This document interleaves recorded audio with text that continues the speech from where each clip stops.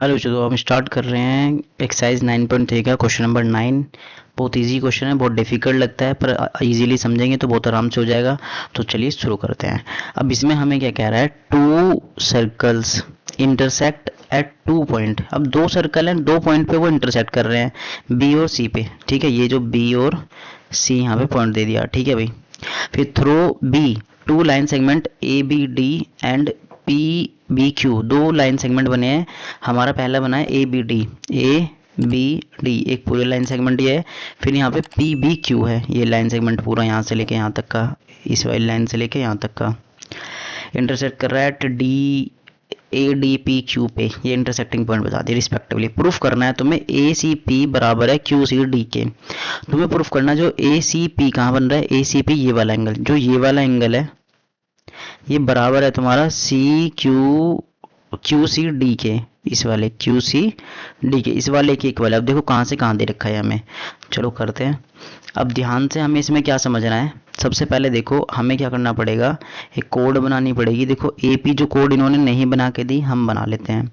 दूसरी D Q code जो इन्होंने हमें नहीं बना के दी वो हमने बना लिया यहाँ पे। इसकी हेल्प से अब हम करने वाले हैं। कैसे करेंगे, ध्यान से देखो।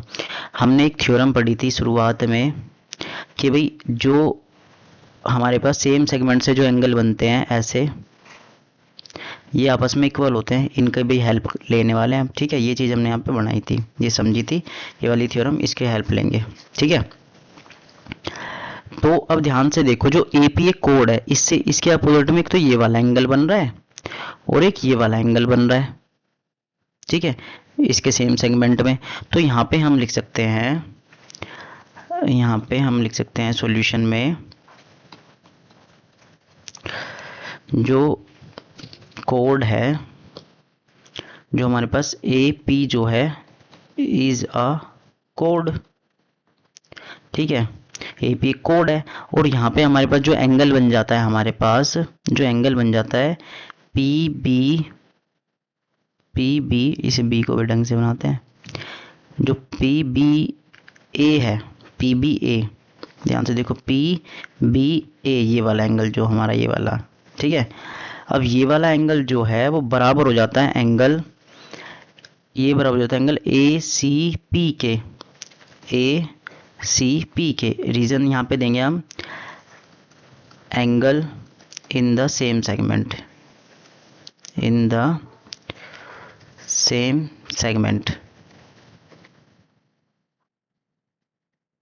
Angle in the same segment. ठीक है भाई, तो ये यहाँ पे हमें ध्यान रखना है। सेगमेंट की स्पेलिंग गलत हो गई है भाई, सही करते हैं उसे, सेगमेंट्स। ठीक है, ये हो गया। अब दूसरा हमें क्या प्रूफ करना है, ऐसे ही सिमिलरली हमारे पास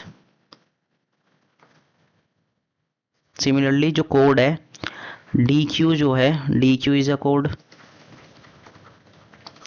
तो इससे जो एंगल बनेंगे, जो हमारे पास जो एंगल बनेंगे इससे बनने वाले, एक देखो इससे यहाँ पे एक ये बन रहा है और एक ये वाला एंगल बन रहा है इस कोड से, अगर हम ध्यान से देखें। ठीक है, इस वाली कोड से इस सर्कल पे एक तो ये वाला एंगल बन रहा है और ये वाला एंगल बन रहा है सर्कल पे। ठीक है, ध्यान से अगर हम देखें तो। ठीक है भाई, ये जो हमारे एंगल बन रहे हैं ये वाला और जो ये वाला एंगल बन रहा है, ये दोनों आपस में क्या होंगे, इक्वल होंगे। तो ये भी लिख देते हैं हम यहाँ पे। यहाँ से हम लिख सकते हैं एंगल डी बी क्यू जो है वो बराबर है एंगल क्यू सी डी के, क्यू सी डी के।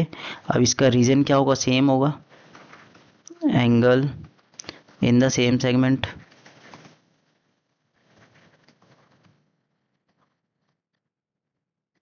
Angle in the same segment भाई, ये इक्वेशन नंबर हमारी 1 हो जाती है, ये इक्वेशन नंबर हमारी 2 हो जाती है।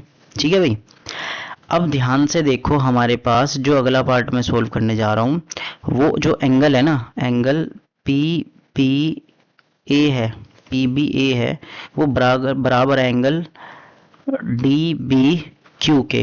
रीजन देता हूँ भाई, देखो इसका, देखो ये वर्टिकल अपोजिट एंगल है, ये दोनों आपस में क्या है, वर्टिकल अपोजिट। ये एंगल कैसे है, वर्टिकल अपोजिट एंगल। अब ये इक्वेशन नंबर हमारी 3 हो जाती है। ठीक है, अब यहाँ पे हम क्या लिखेंगे, from equation 1 second and 3rd। अब ध्यान से देखो जो पी ए बी है, जो पी ए बी है वो बराबर है ए सी पी के। ठीक है भाई, पी ए बी जो है ए सी पी के बराबर है, यहाँ पे लिखा ए सी पी। दूसरा हमारे पास जो पी ए बी है वो हमारे पास डी बी क्यू के बराबर भी है, जो पी ए बी है वो डी बी क्यू के बराबर है, और जो डी बी क्यू है वो किसके बराबर है, क्यू सी डी के। तो ध्यान से देखो, जो पी ए बी है वो हमारे पास इसके बराबर भी है और इसके बराबर भी है, ठीक है। तो हमने ये दोनों आपस में इक्वल माने, ए सी पी लिख दिया, और ए सी पी के बराबर में हमारा डी पी क्यू है, डी बी क्यू जो है सी क्यू सी डी के बराबर है। तो इस वाली इक्वेशन से हमारे पास क्या हो जाता है, क्यू सी डी बराबर आ जाता है। और ध्यान से देखो, हमें यही प्रूफ करना था, यहाँ पे हो जाता है हिंस प्रूफ्ड।